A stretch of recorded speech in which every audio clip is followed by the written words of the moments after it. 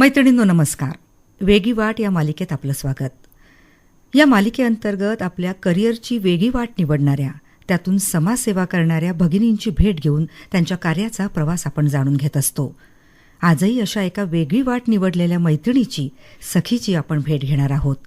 या आहेत स्त्रीरोगतज्ञ डॉक्टर रोहिणी पाटील. अनेक वर्ष झाले त्यांची प्रॅक्टिस सुरू आहे आणि कॅन्सरग्रस्त भगिनींना त्या मदत करतात. ती कशी हे जाणून घेऊया. स्वागत करूया. नमस्कार डॉक्टर. नमस्कार. कार्यक्रमात मनपूर्वक स्वागत. धन्यवाद. डॉक्टर, आपण स्त्रीरोगतज्ञ आहात. अनेक वर्ष झाली आपली प्रॅक्टिस सुरू आहे, अजूनही आपण त्यात आहातच. एक प्रोफेशन तुमचं वेगळं झालं, पण आणखीन समाजसेवा करायची, कॅन्सरग्रस्त भगिनींना मदत करायची, ही वेगळी वाट निवडण्याचं कारण काय? बेसिकली मी एक स्त्रीरोगतज्ञ आणि प्रॅक्टिस ही मी सुरू केली ही स्त्रीरोगतज्ञाची आणि प्रसूतीशास्त्र तज्ञाची. पण माझ्या जीवनात असं काय घडलं आणि त्याच्यानंतर ही वेगळी वाट माझी झाली. ह्यासाठी 2002 आपल्याला जावं लागेल. त्या 2002 मला ब्रेस्ट कॅन्सर झाला होता आणि ब्रेस्ट कॅन्सरचा हा जो प्रवास आहे त्याच्यामधून खूप काय शिकले, खूप काय जाणून घेतलं. भावनात्मकरित्या, फिजिकली, मानसिक, हे जे त्याच्यामध्ये जो प्रवास होतो ते जाणल्यानंतर कुठेतरी हा जो प्रवास आहे हा माझ्या बाकीच्या ज्या मैत्रिणी किंवा माझ्या बहिणी त्याच्यामधून जातात, तर त्यांना हा प्रवास कुठेतरी सुसह्य व्हायला पाहिजे, म्हणून ही धडपड आणि म्हणून माझी ही वेगळी वाट. त्याच्यामधून जात असताना सगळ्यात पहिला मुद्दा असा होता की ब्रेस्ट कॅन्सर हा एक अग्रगण्य कॅन्सर म्हणला जातो. स्त्रियांसाठी हा सगळ्यात कॉमन, भारतातच नाही पण पूर्ण जगभरात हा स्त्रियांसाठी सगळ्यात नंबर 1 कॅन्सर म्हणण्यात येतो. म्हणजे ह्याच्यामुळे होणारी मृत्यूसंख्या सगळ्यात जास्ती आहे. आणि समजा हा कॅन्सर आपण लवकर डिटेक्ट केला तर त्याची जी ट्रीटमेंट असते त्याला असा एक अनुकूल प्रतिसाद मिळतो, एक इफेक्टिव्ह ट्रीटमेंट ठरते ती. त्याच्यासाठी अर्ली डायग्नोसिस म्हणजे लवकर त्याचं निदान होणं फार गरजेचं आहे. आणि कुठेतरी माझ्या कॅन्सरचं निदान हे लवकर झालं, म्हणून आज 21 वर्ष झाले मी ह्याला झुंज देऊन समोर आले आणि मी सगळ्या माझ्या सखींना मदत करू शकते. म्हणूनच एक प्रयत्न माझा सगळ्यात पहिला होता की लोकांमध्ये जनजागृती करायचा आणि कुठेतरी स्क्रीनिंग म्हणजे तपासण्या करायच्या आणि लवकरात लवकर निदान व्हायला पाहिजे त्याच्यासाठी मदत करायची. बरं. सगळ्यात पहिलं पाऊल माझं स्क्रीनिंग फॉर अर्ली डिटेक्शन आणि अवेअरनेस, जनजागृती असं होतं. बरं. आणि जेव्हा कॅन्सर होतो स्त्रीला, ब्रेस्ट कॅन्सर विशेष करून, आणि मग शस्त्रक्रियेद्वारे ते ब्रेस्ट काढलं जातं आणि तिथे तुम्ही ते कृत्रिम अंग तयार करून ते लावता, तर ही एक तुमची वेगळी वाट, हे एक कार्य तुमचं आहे. तर त्या प्रोस्थेसिस, जे कृत्रिम अंग आहे, त्याबद्दल सांगा ना. जेव्हा ब्रेस्ट कॅन्सर होतो तेव्हा अनेक प्रकारचे ट्रीटमेंट आपल्याला अवेलेबल असतात. एक सगळ्यात महत्त्वाचं म्हणजे सर्जरी, म्हणजे शस्त्रक्रिया. किमोथेरपी आणि रेडिओथेरपी हे तर असतं, पण शस्त्रक्रिया पण अनेक प्रकारच्या असतात. पण बहुतांश वेळा आपण पाहतो की कॅन्सरच्या स्टेजला पाहता पूर्ण ब्रेस्ट काढण्याची गरज किंवा वेळ एका स्त्रीवर येते आणि तेव्हा तो एक आघात ज्या स्त्रीला होतो तो मला असं वाटतं की शब्दांच्या पलीकडे आहे माझं सांगणं. आणि त्या आघातामधून निघताना अनेक गोष्टींना फेस करावं लागतं, इमोशनली, मेंटली, फिजिकली, सायकोलॉजिकली आणि मी तर म्हणेल सायकोसोशली पण. तर ही स्त्री आणि पुष्कळ वेळेस मग काय होतं की स्वतःविषयी एक निगेटिव्ह भावना तयार होते, न्यूनगंड तयार होतो, लोकांना भेटण्याची इच्छा होत नाही, सोशल फंक्शन्समध्ये ती स्त्री जायची म्हणजे तिला हिंमतच होत नाही, ती धजतच नाही की सगळ्यांना भेटावं. तर ह्याच्यामधून जेव्हा मी बाहेर निघाले आणि मी भेटायला लागले तेव्हा एक स्त्री मला भेटली. ती फक्त माझ्याकडे कंप्लेंट घेऊन आली होती की माझं जिथे ऑपरेशन झालं आहे तिथे मला एक काहीतरी जाणवतंय, काहीतरी इजा झाली आहे, जखम वाटतेय मला. आणि मला फार भीती वाटली की कुठे तिचा कॅन्सर तर परत आलेला नाही आहे ना. आणि मी तिला पाहिलं तिथे, तिला तिथे एक जखम होती आणि त्या जखमेचं मी मलमपट्टी जे काय असेल ते ड्रेसिंग केलं. आणि तिच्यासोबत बोलता बोलता मला असं कळलं की ती एका छोट्या खेड्यातून आली होती, शेतात काम करत होती आणि तिची एक ब्रेस्ट या ब्रेस्ट कॅन्सरमुळे काढण्यात आली होती. आणि तिला जेव्हा ती शेतामध्ये काम करायला जायची तेव्हा तिला फार स्वतःविषयी असं हे वाटायचं की लोक मला दुसऱ्या नजरेने पाहतात आहे, मला एक ब्रेस्टच नाही आहे. आणि तिचा परिवार तिच्या मिळकतीवर अवलंबून होता. त्यामुळे तिला शेतात जाणं फार गरजेचं होतं आणि तिला तेव्हा तिथे जाताना फार वाईट वाटायचं आणि तिला थोडंसं कुठेतरी ती म्हणत होती की मेरे को बहुत शर्म भी लगती थी जाने के लिए. तर ह्या ह्यानी मला फार मी अस्वस्थ झाले की ब्रेस्ट नाही आहे आणि आज जे प्रोसेसेस अवेलेबल होते ते फार महाग होते, कुठेतरी 8,000 ते 15,000च्या दरम्यान होते आणि आपण द्यायचं म्हटलं तरी सगळ्यांना मी देऊ शकत नव्हते आणि सगळेजण घेऊ शकत नाही. अशाच येतात मी डायरेक्ट म्हणून एका जागी दरवर्षी कॅम्प घेते. तिथे एक स्त्री मला भेटायला आली होती आणि मी म्हटलं की तुम्ही बोला माझ्यासोबत. त्या जवळपास 2 तास माझ्यासाठी थांबल्या आणि जेव्हा मी त्यांना भेटले तेव्हा सांगितलं की आजपासून 8 महिन्यापूर्वी माझं ऑपरेशन झालं आहे आणि मॅडम मी 8 महिन्यापासून बाहेर नाही निघाली आहे कारण की मला हिंमतच नाही आहे या जगाला फेस करायची जेव्हा मला एक ब्रेस्ट नाही आहे. तर परत तीच गोष्ट की एक तर ब्रेस्ट प्रोसेसेस हे अवेलेबल आहे आणि आपण ह्याच्यावर येऊ शकतो हे लोकांना माहीत नव्हतं. आणि दुसरी गोष्ट जे अवेलेबल होते ते खूप महाग होते. मी खूप काही प्रयत्न केले, कप्स यूज करून पाहिले की बाबा ह्यानी आपण काही बनवू शकू, पण ते कुठेतरी मनाला पटतच नव्हतं कारण की ते नियर नॉर्मल नव्हतंच.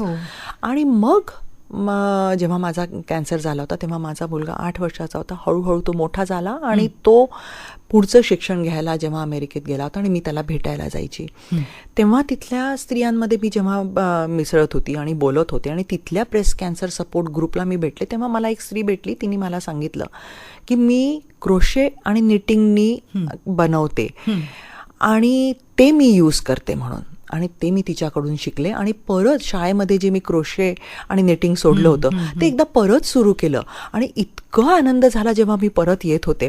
तेव्हा मी माझ्या मैत्रिणीला सांगितलं जी माझ्यासोबत आहे, केका राय म्हणून आहे, ती पण ब्रेस्ट कॅन्सर सर्वायव्हर आहे आणि आम्ही दोघींनी हे मी इंडियामध्ये आले तेव्हा हे सुरू केलं आणि निटेड नॉकर्स इंडिया म्हणून एक मुवमेंट सुरू केली ज्याच्यामध्ये आम्ही दर एक स्त्री जिला हे हवं आहे ती भारतात असो किंवा भारताच्या बाहेर असो आम्ही फ्री ऑफ चार्ज म्हणजे आम्ही त्यांना गिफ्ट करतो. हँडक्राफ्टेड ब्रेस्ट प्रोसेसेस म्हणतो जे कॉटन याननी आम्ही बनवतो म्हणजे त्यांनी इरिटेशन पण होत नाही, कुठे तुम्हाला गरम पण होणार नाही, तिथे कुठे तुम्हाला खाज पण येणार नाही. आणि असे हे निटेड नॉकर्स आम्ही बनवणं सुरू केलं आणि ते आपल्या गरजेनुसार आपण त्यांना मॉडिफाय करू शकतो त्याचा शेप, कारण की जसं दर एक स्त्री वेगळी असते तसेच तिच्या गरजा वेगळ्या असतात आणि त्यामुळे दर एक गरजेला आम्ही त्याच्यामध्ये सामावून घ्यायला पाहिजे आणि त्याच्या दर एक गरजांना आपण ॲड्रेस करायला पाहिजे आणि ते कम्फर्टेबल असतात, वॉशेबल असतात आणि ते आपल्या गरजेप्रमाणे आपण त्यांना कस्टमाइज करू शकतो. आणि मुख्य मुद्दा म्हणजे जो पैशाचा मुद्दा होता, एक्सपेन्सिव्ह होते, हे आम्ही फ्रीली गिफ्ट करतो. कारण आधीच कॅन्सरसारखा रोग आपल्याला झालेला आहे, आपल्या शरीरातला एक भाग आता निघणार, यामुळे मानसिकरित्या ती फारच खचून जाणार आणि मग समाजात वावरताना कसं माझ्या लोकांच्या नजरा, दृष्टिकोन बदलेल आणि मग या विचारांनी एखादी कडक गोष्टसुद्धा तिथे ठेवल्या जात असेल आणि होऊ शकतं जसं तुम्ही मगाशी उदाहरण दिलं, जखम झाली असेल, अशानेही जखमा होत असतील आणि यासाठी हा एक खूप छान तुम्ही पर्याय निवडला आहे डॉक्टर आणि ही वेगळी वाट खरंच कौतुकास्पद आहे. तर थोडं प्रोसेसेसविषयी आपण आपल्या मैत्रिणींना सांगूया ना, तर हे कसं विणलं जातं? जे मी एक जस्ट छोटंसं सांगते की ही जी मी तुम्हाला सांगितलं की ती शेतामध्ये काम करत जातो, तिने काय केलं की आपण देवासमोर टोपली ठेवतो बांबूची, तर तिला तिथे फक्त गोलाकार हवा होता म्हणून त्या गोल टोपलीला तिने कपडा लावला आणि ती ठेवली, पण तो कपडा कुठेतरी निसटला असेल आणि मग खरचटून तिला तिथे ती इजा झाली होती, ती जखम झाली होती. पण तेच होतं की ती फिजिकली जखम आपण भरून काढू पण भावनात्मकरित्या आणि तिच्या मानसिकरित्या जी जखम होती ती मला असं वाटतं जेव्हा मी तिला प्रोसेस दिलं आणि तिच्या चेहऱ्यावरचं जे हसू होतं ते पाहूनच मला कळलं की तिला किती कम्फर्टेबल करू शकलो आपण. आणि आता ही जी गोष्ट आहे हे कॉटन याननी बनवण्यात येतं. पुष्कळ लोक जेव्हा पाहतात त्यांना असं वाटतं की हे वूल आहे, पण हे कॉटन याननी बनवतो आणि ते खूप सॉफ्ट कॉटन यान असतं.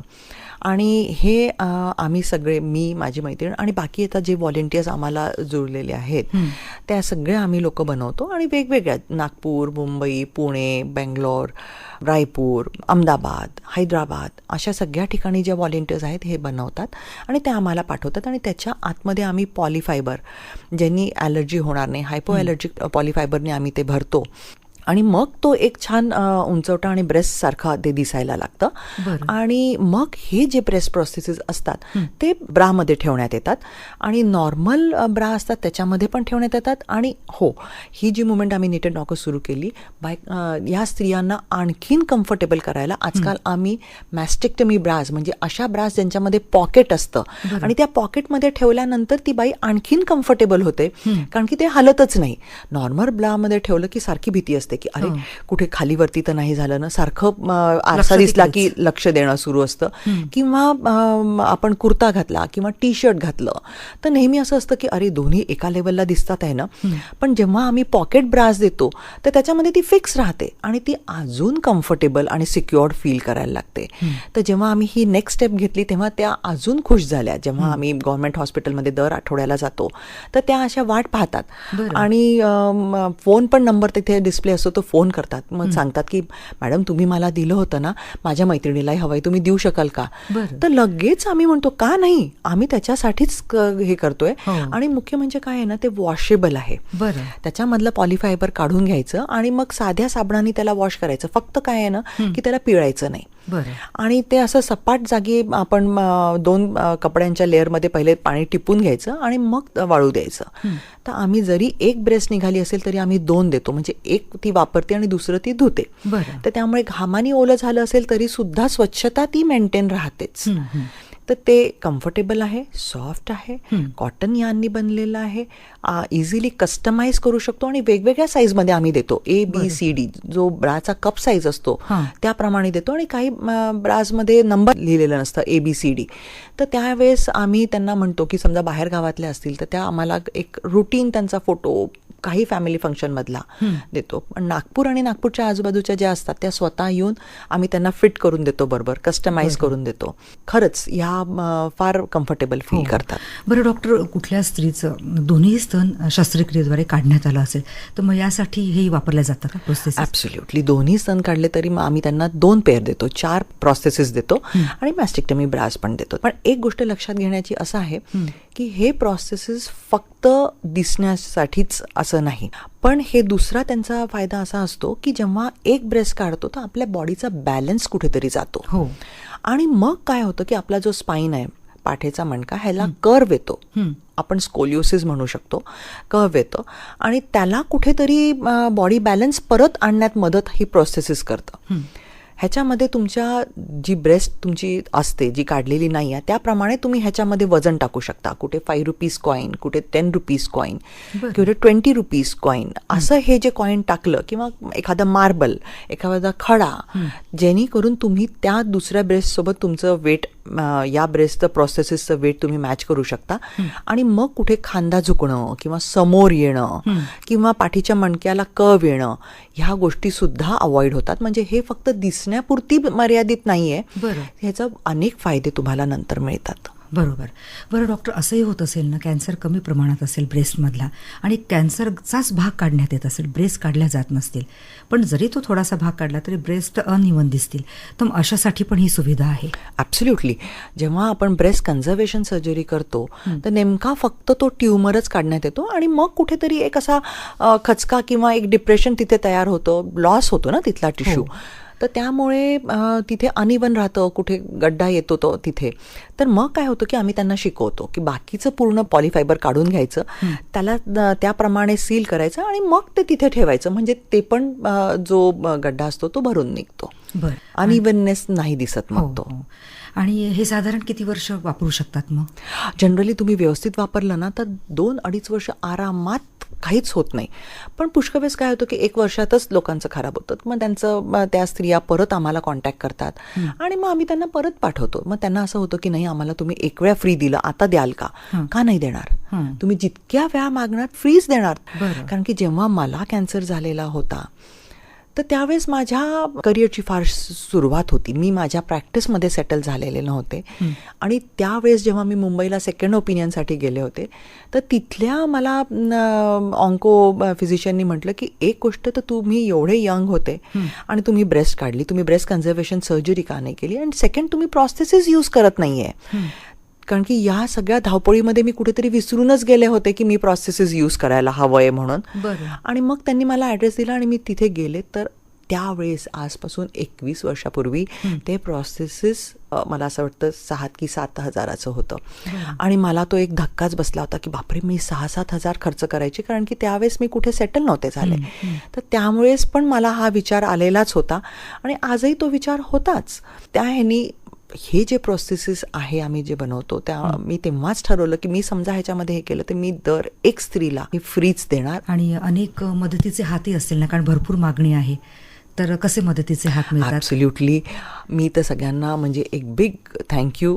सगळे जे काय आमचे डोनर्स आहे, काय होतं की हळूहळू ज्यांना कळतं की तुम्ही करताय, तर आमचे मित्र मैत्रिणी फॅमिली मेंबर्स इथूनच सुरुवात झाली.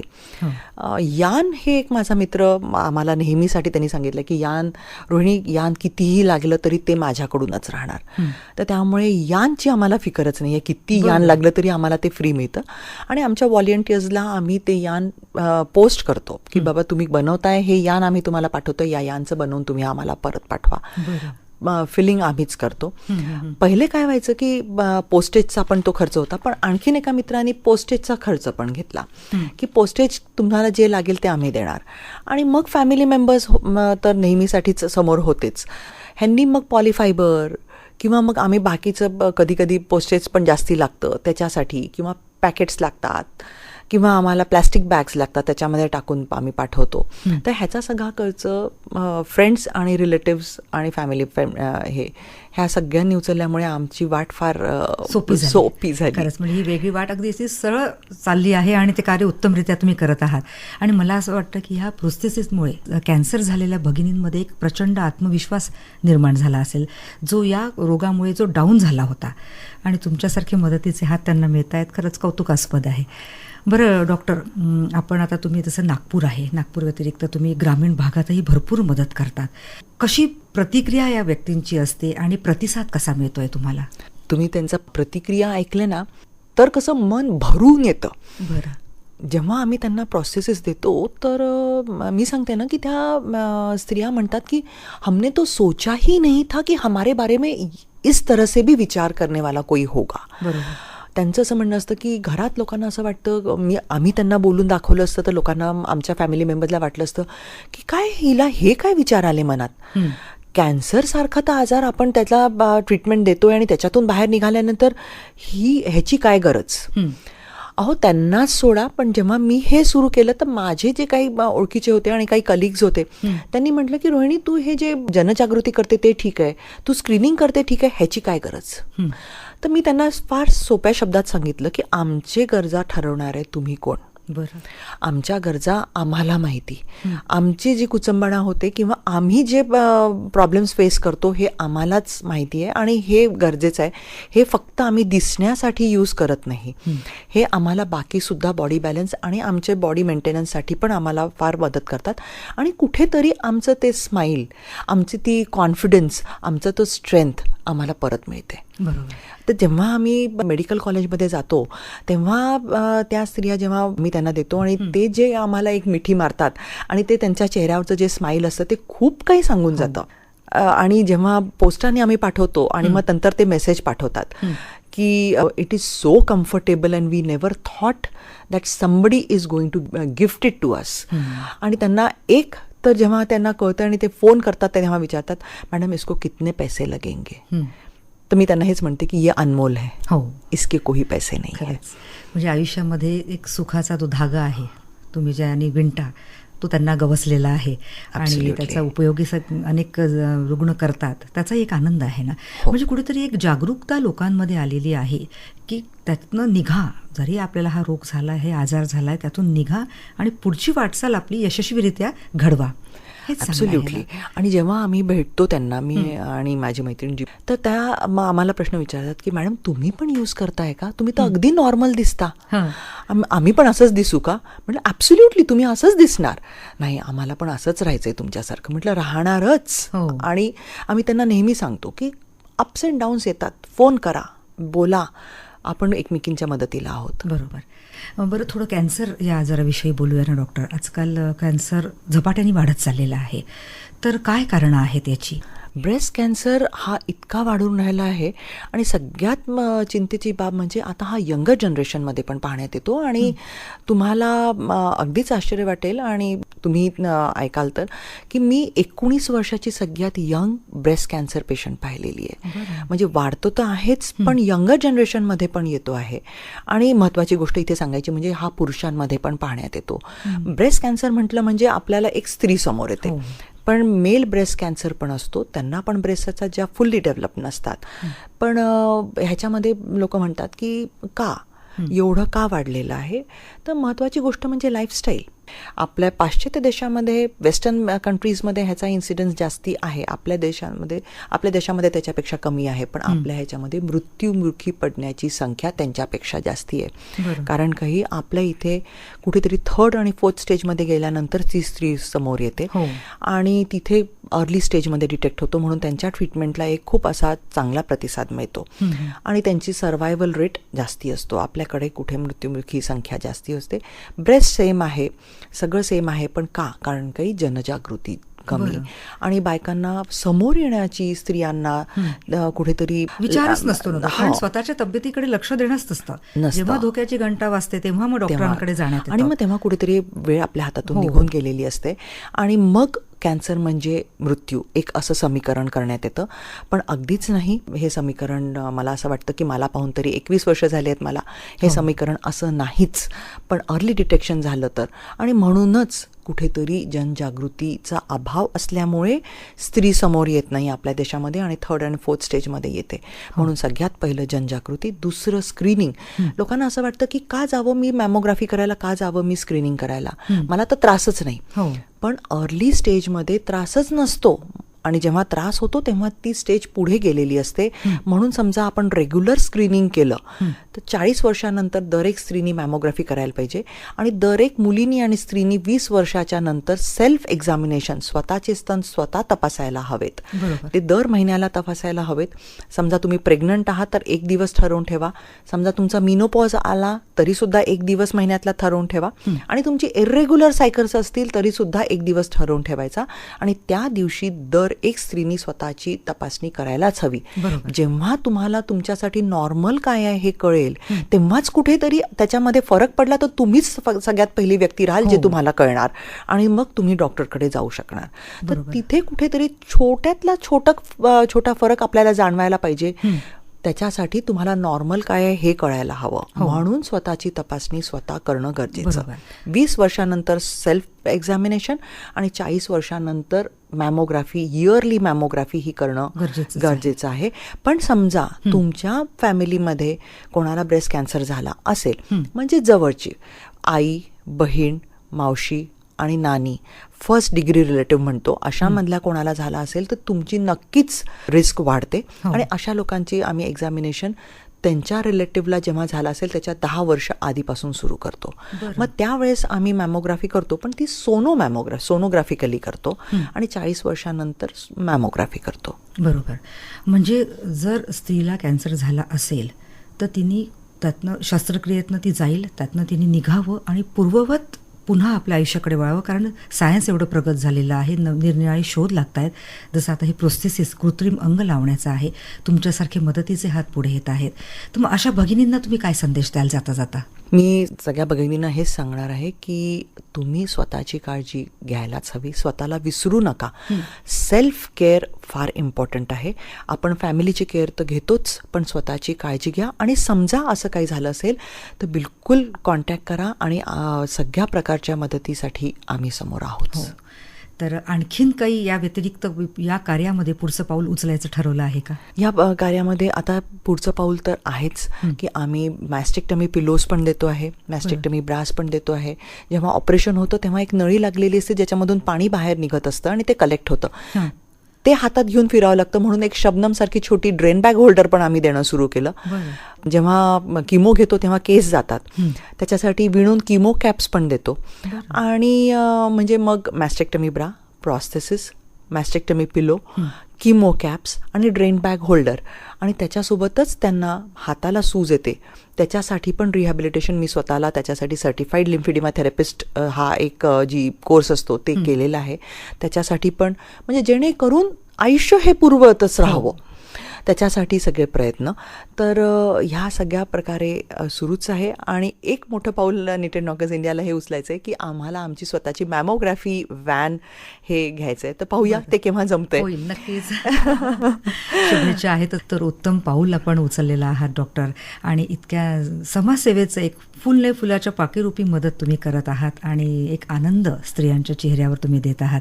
आणि एक समजा ज्यांना क्रोशे आणि निटिंग येत असेल हां. तर अशा आपल्या मैत्रिणींनी, सखींनी समोर येऊन समजा आम्हाला मदत केली की आम्ही त्यांना शिकवायला तयार आहोत, त्यांनी विणून आम्हाला ते प्रोसेसेस दिले तर खरंच खूप खूप मदत होईल सगळ्यांना. आणि मला आज हा मंच तुम्ही दिलात आणि मला इथे बोलवलं, तर आकाशवाणीचे मनापासून धन्यवाद. पुढचे कार्य आणखीन असंच भरभराटीच तुमचं जाणार आहे. तुम्ही जे हे पाऊल उचललेलं आहे त्याच्यासाठी शुभेच्छा. तर डॉक्टर रोहिणी पाटील, आपण इथे आलात आणि छान माहिती सांगितलीत. धन्यवाद. नमस्कार. नमस्कार.